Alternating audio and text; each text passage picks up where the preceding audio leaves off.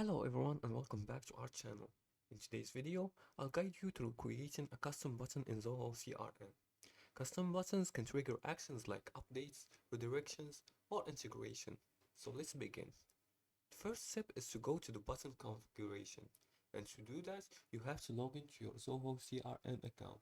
To do so, just go to your web browser, open a new tab, and look for crm.zoho.com. Once the website appears, if you haven't already logged in, just enter your account credentials. As you can see, I'm already logged in, so I'm directed to my account dashboard. From here, go to the setup on the gear icon right next to the top right corner here, and go to Developer Hub. From here, choose the Functions option.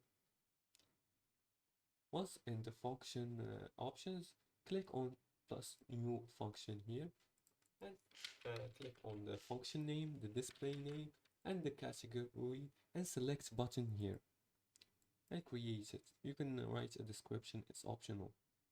Now,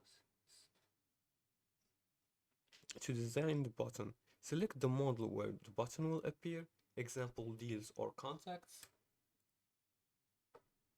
and name the button and specify its actions, such as triggering a function or redirecting to URL. Now for the third step is to test and deploy.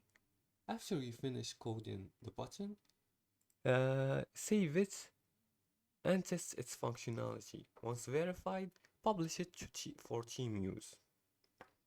And that's how you create a button in Zoho CRM. Thanks for watching. If you like this video, feel free to leave a like and a comment below the video if you have further more questions about this topic. Thanks for watching again and see you in the next tutorial.